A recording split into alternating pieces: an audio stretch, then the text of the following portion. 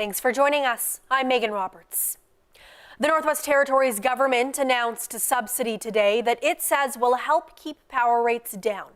NWT Finance Minister Caroline Wozniak was in Fort Smith for the announcement. She says the GNWT will provide an additional $12 million to the Northwest Territories Power Corporation every year for the next 4 years. Wozniak says the subsidy will bring the overall proposed rate increase of 24.8% down to 15%, though that is still 15% more than consumers were paying 6 months ago. Wozniak says the subsidy will reduce the average winter power bill by about $30 per month for someone using 1,000 kilowatt hours. The subsidy will run for 4 years, as we mentioned, and during that time, Wozniak says the GNWT hopes to implement other energy projects that could reduce rates in the long term.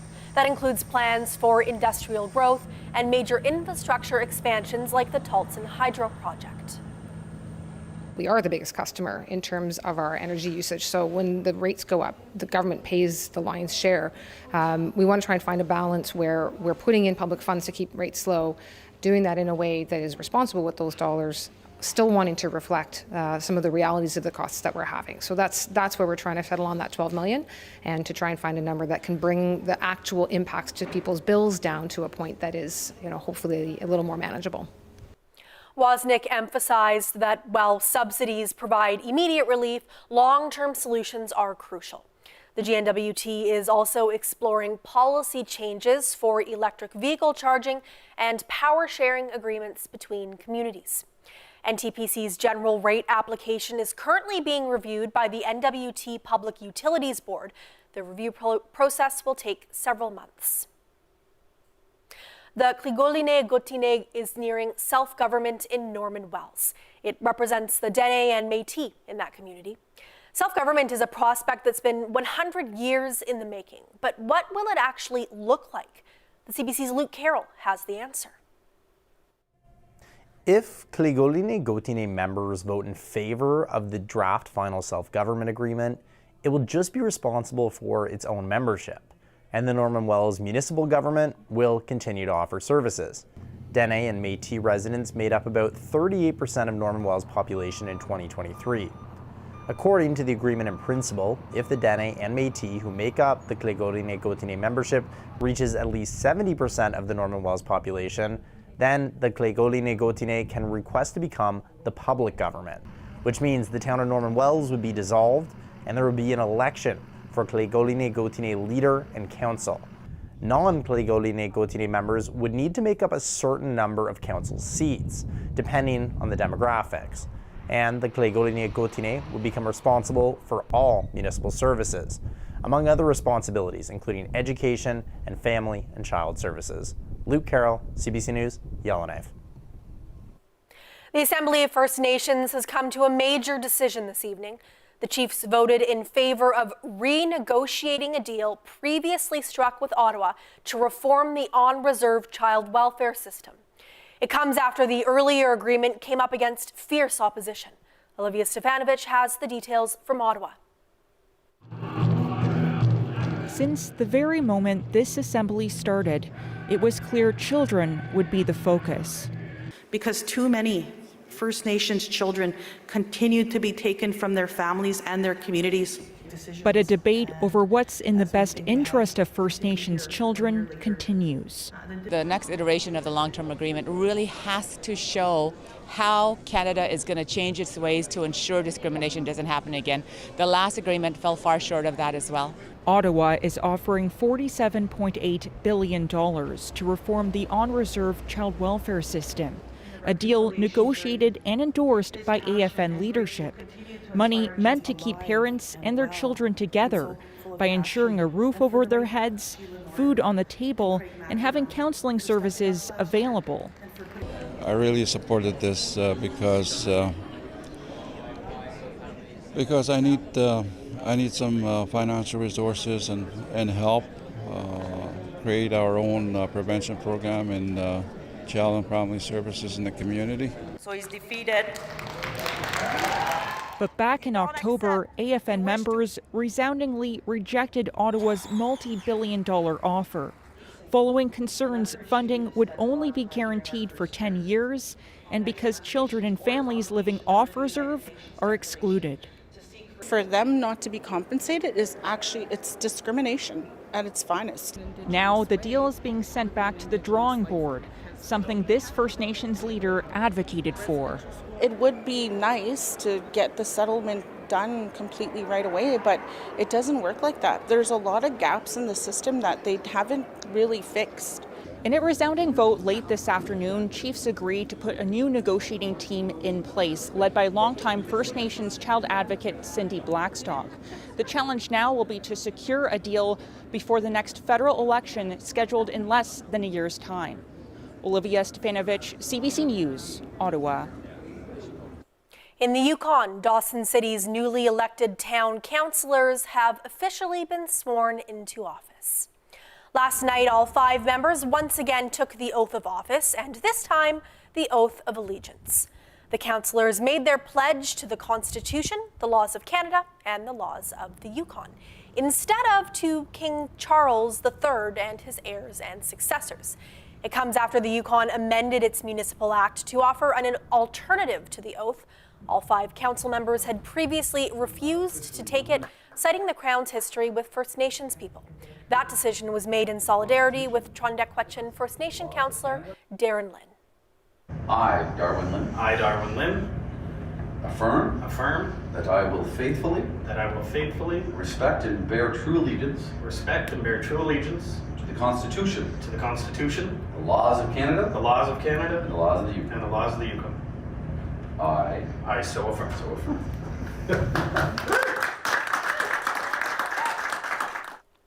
Now that Dawson's Town Council is officially sworn in, councillors say it's time to tackle the town's official budget and other municipal issues. 2 alleged victims of a sexual assault in Hay River NWT took the stand in court yesterday. The trial is in its 4th day for 3 accused, Maher Salemi, Amin Zahi, and Hussein Zalema. As the CBC's Nadir Hashmi reports, the victim testified being shaken up and scared. But first, a warning, some details of this story might be disturbing. One of the alleged victims testified being at the Hay River Legion with her friend on the night in question. She said they were invited by Salemi for drinks at his table. She said she was highly intoxicated and doesn't remember leaving the bar, but said she does remember being in a house afterwards and in a bedroom with the other complainant and the 3 men. She said she saw Zelma locking the door from inside. I was scared and frozen, she testified. She said Zahi removed her t-shirt, Salemi pulled on her pants and Zelma touched her chest area, all without her consent. The complainant broke down in court while describing this. She told the court the experience was terrifying. It prompted her and the other alleged victim to write down notes recounting the events next day. The defense lawyers for Salemi, Zelma and Zahi argued that no sexual assault occurred. Zelma's lawyer told the court that Zelma saw the 2 complainants start kissing each other in that bedroom. When Zelma testified in court this afternoon, he told the court his version of the events that morning and that he never touched either of the women. Salemi's lawyer claimed one of the complainants initiated physical contact, which Salemi declined. The Crown said it plans to wrap up its case by tomorrow. Nadir Hashmi, CBC News, Yellowknife. This is CBC North on your smart TV because CBC News is now streaming local. Get local headlines, weather, and community notices, plus newscasts and live programming on your favorite connected device, all for free. It's called the CBC News North streaming channel. You can see your community on your connected TV and mobile devices. CBC News North, your local news streaming channel, is now available. This is a proposed corridor for multiple pipeline projects. You're crossing our territory on 2 ends of your pipeline. Who gave you permission? Pipelines break of the pipelines would destroy the water and everything in it. They got to come through us first. Is this an immediate evacuation order for all Coastal GasLink employees? I feel like we are at war. It's just all been building up to this point. Yenta on the Passionate Eye. Watch free on CBC Gem. Release him. Why? Well, I would say it's extremely bad form to arrest your new boss.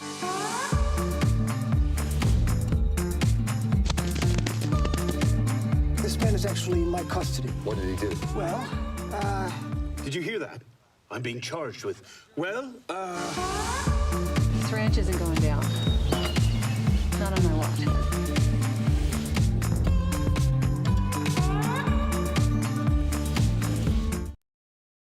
If the car comes with the deal, I'm in. Cheers, dragons! I look forward to fighting you on many a deal. And we look forward to beating you. Dragon's Den. Watch free on CBC Gem. They reported a shipment of cocaine stolen 2 weeks ago. We all have our vices, Detective.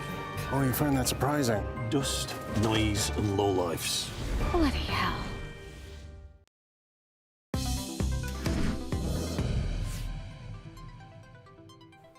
The ongoing Canada Post strike is hitting the north coast of Labrador hard. Communities like Nain and Mekovic depend on the federal postal service for most of their packages, and people there fear the strike will harm their holiday season. The CBC's Mark Quinn reports. This is causing so much stress for parents and people on the North Coast in terms of Christmas. Couriers and Canada Post bring packages and letters as far as Happy Valley Goose Bay in central Labrador. But from there, almost everything that gets to the North Coast is handled by Canada Post. With the strike in its third week, Evans says Christmas could be ruined for a lot of children. Right now, where my heart is, and it's where every parent on the North Coast heart is right now, is what about Santa? What about the hopes and dreams of the little children? And you know, you don't want that to be crushed. Here on the North Coast, the strike is having a big impact. Makovic's Anyakok says residents are worried about Christmas packages. People have ordered things in, me included personally, 2 weeks prior to the strike, thinking that it may get here, but it hasn't shown up yet, so we don't know where it's at. Is it in Quebec or is it in Goose Bay? Anderson says it's affecting more than holiday purchases. There's not just toys and that kind of thing too. There's essentials that people need, people order in bulk, Pampers, some medical supplies, and that sort of thing. Anderson has written the federal government calling for postal services to continue in places like Mekovic when a strike hits. We're not blaming the postal workers. We are saying that there should have been an essential service clause in there that people living in Northern Canada, like us, should have been exempt. Parcels should have been moved on to these communities. Back in St. John's at the Confederation Building, the MHA for Torngat Mountains says her constituents are telling her that they aren't getting federal support payments like EI checks. She's calling on her provincial colleagues to put pressure on the corporation and the union to find a solution. I think that what we should ask for is to make sure the negotiations between the union and Canada Post continue, right? Because if they're derailed, we may not get packages and essential goods in Northern Labrador until February. Earlier today, the federal labor minister told reporters in Ottawa that both sides are still very far apart. He called on Canada Post and the union to knuckle down and find a solution for people who depend on the postal service. Mark Quinn, CBC News, St. John's. Starting next year, travelers flying with Air Canada will no longer be allowed a free carry-on with the basic fare. As Sophia Harris reports, passengers are not happy with the new fee. Air Canada is following WestJet's lead by nixing free carry-on for customers paying the cheapest fare, basic economy. Earlier this year, WestJet announced that passengers flying its lowest cost fare can no longer bring overhead carry-on on board. They can still bring a purse or a small knapsack, but any luggage must be checked for a fee. Today, Air Canada joined in, announcing that starting in 2025, basic economy passengers will have to pay $35 to check their luggage. And if they wait until they board, passengers will have to shell out more, $65 to check their bag. Now, most passengers CBC spoke with at Toronto's Pearson Airport weren't thrilled with the idea. I'm kind of surprised to hear that they're charging now for that for economy, because it kind of defeats the purpose of the economy ticket. I don't agree with any of the fees. I wish they would have to put at least a carry-on and a seat should be in the price. Airline analyst John Graddick agrees. He says airline fees are getting out of control and that carry-on baggage should be included in the ticket price. There are things that require, carry-on space. And I think that this is what I call a bridge pushed too far. However, airlines often argue that charging fees helps keep base fares low and that customers only pay for the added services they want. An airline analyst, Duncan D, says for passengers who travel light, Air Canada's new rules may work to their advantage. For the traveler who only carries on a small personal item, this is a boon for them because, frankly, they're no longer subsidizing the traveler who has a carry-on bag. Air Canada's no carry-on rules for basic fares will apply to tickets purchased on or after January 3rd. So, if you are planning to travel with Air Canada, pay the lowest fare and bring your luggage, it might be wise to book your ticket now. Sophia Harris, CBC News, Toronto. If you are flying with Air Canada anytime soon, you might see something new at the gate. The airline is rolling out facial recognition technology to help passengers board planes more quickly. Georgie Smythe has the details on how it works and the privacy questions it's raising. Some travellers at Vancouver's International Airport now have a new way to board: facial recognition. Follow the steps to create your digital profile. Air Canada is pitching the change as a quicker way to get from the gate to your seat on the plane. Passengers must opt in to skip the step of an agent checking photo ID. It's a great program because it takes a lot of time to remove your passport or, take out your license. Not really impressed by that. I'd rather show my ID. But I think in the long run, it will save passengers a little bit of time. Vancouver is a Canadian first, and other airports will soon follow. I'll take your ID. You're just going to look straight at the camera for me, please. But the technology is used in other countries. The airline says personal information will be encrypted and deleted within 36 hours. Air Canada wouldn't provide an interview, but in an email said data given to Air Canada via digital ID is only used to satisfy the government requirement to confirm ID prior to boarding. The data is not used for any other purpose. But critics question the delay in deleting data. I'm just questioning Air Canada, why 36 hours? And so my view is that as soon as I board the airplane, don't need it anymore. I've gone through that security process. Others say Canadians are being asked to provide too much personal data too often. We all have to ask ourselves, at what point have we given away too much? When we're sharing our information with companies like Air Canada, we really are risking our privacy. Air Canada stresses this new way to board is optional for passengers.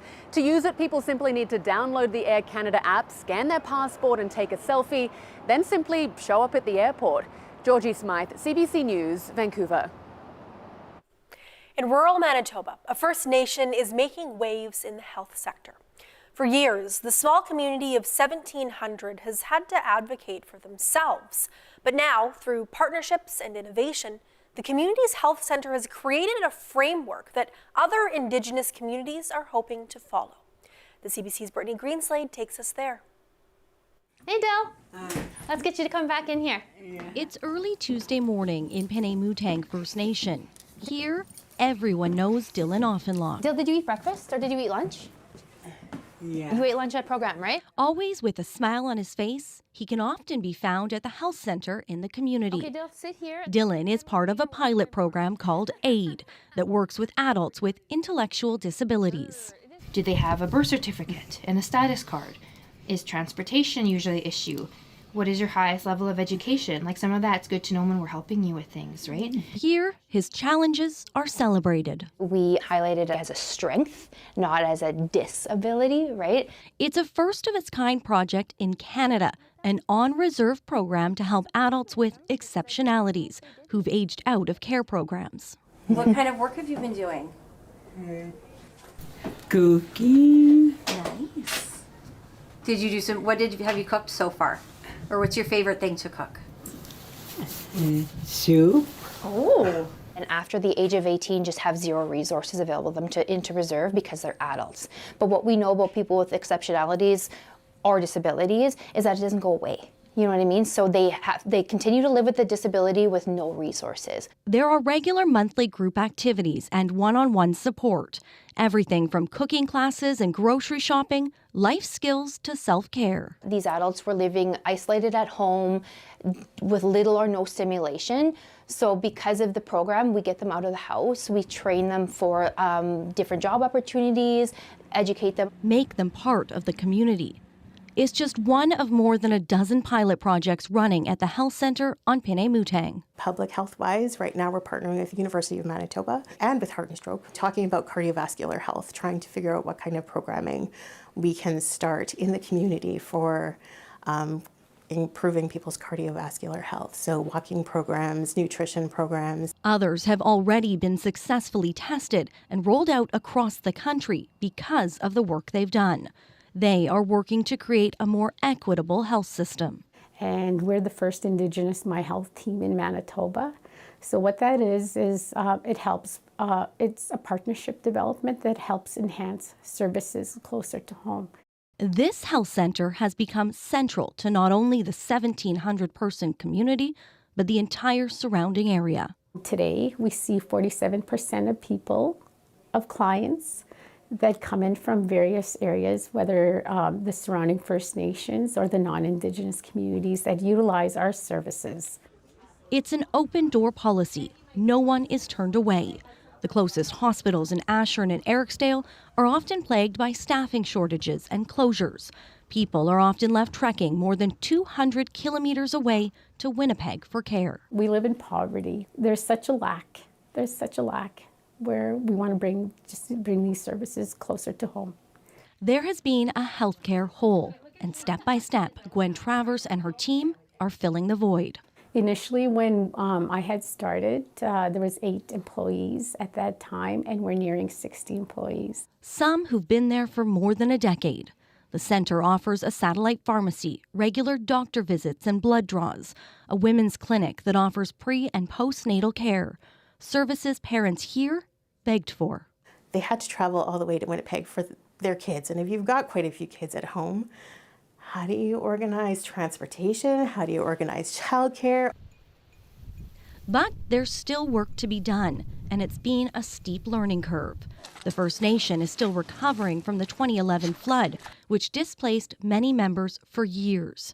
Coming home wasn't easy. Now we've got mental health 5 days a week, which is amazing, and our mental health therapists often will even connect with their clients after hours, which is a huge benefit to people's mental health. Doesn't just stay within 9 to 5 hours. But it's what helps drive Travers and her entire team to keep dreaming big. Next, she has her sights set on building an Indigenous care home for the First Nation. I want to make sure that, our elderly Indigenous get the best care that they possibly can. And now that the whole community is back on its land, she wants to make sure no one has to leave again. And our thanks to Brittany Greenslade for that story. Iqaluit's Food Center is starting up a new monthly series that will showcase local chefs. The Kayaktukvik Community Food Center is a non-profit that provides 350 to 550 meals to the community per day. The new program will see both professional and non-professional chefs provide a monthly meal, and money from the meal will help cover the center's operational costs. Organizers hope it'll help the center financially and highlight the diversity of cooks in Iqaluit. There's Inuit from all over the place who bring their own variations on Inuit culture to food. There's a lot of immigrant communities as well who bring their own cultures and food experiences as well. The meals will take place at the end of every month. The first one happened last Saturday. Vancouver Indigenous Fashion Week has officially wrapped up for another year. One of the designers who showcased her work is Yellowknife's Cheryl Fennell. In her collection was a dress made completely of birch bark, and it caused a buzz at the festival and also on the internet. Check it out. I was invited to be one of the Indigenous designers at the Vancouver Indigenous Fashion Week and November 20th to the 23rd. and they said the theme was fire. So I decided that I would be true to that theme, and all of my first two pieces were fire, and then the transition from fire to renewal. And this was the third piece, which was the opening of the renewal stage of my collection. And so birch bark is always there, and you see it burn, but you also know that it has everything that's renewed has medicinal properties. So that's what inspired me to use those things that are very important, were important to help our ancestors survive. And I think because it's different, like than the people on the West Coast, for example, or in Ontario, and it was using things from nature. So I think that's why it was nice. And I had people coming up to me at the after party saying, you know, I came here just to see your collection. I saw it last year, and I'm like, what? Like a Indigenous movie producer, a curator, an Indigenous curator of a museum, and a person from up here, Indigenous person studying law. They flew in overnight just to see it. And lots of people that I knew from my previous, like my master's program and everything came. So it was nonstop for 4 days. People would come, and they were very celebratory. They didn't just celebrate one person, they celebrated every single designer.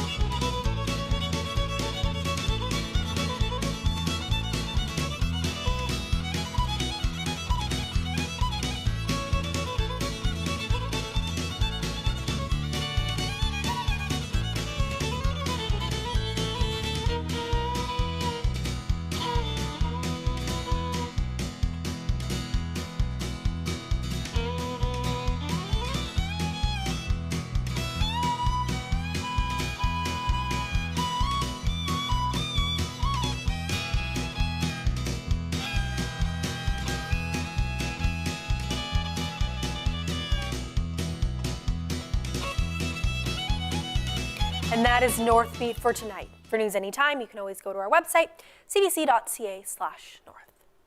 Thank you for watching. I'm Megan Roberts. Have a good night.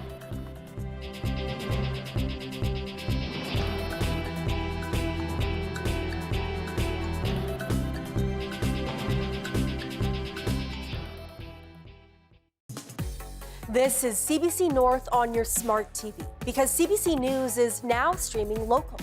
Local news and weather on your connected TV or favorite device. CBC News North, streaming now.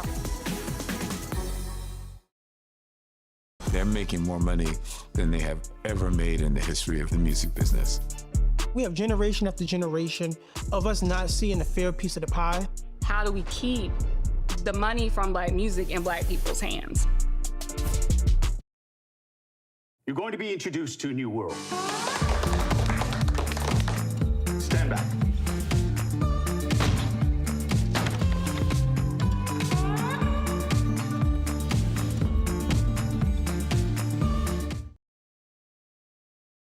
I think my dislike is warranted. What was Amy calling it? The beef wars? You don't tell me anything. You don't share your feelings, open up about your past. It's not that simple, Amy.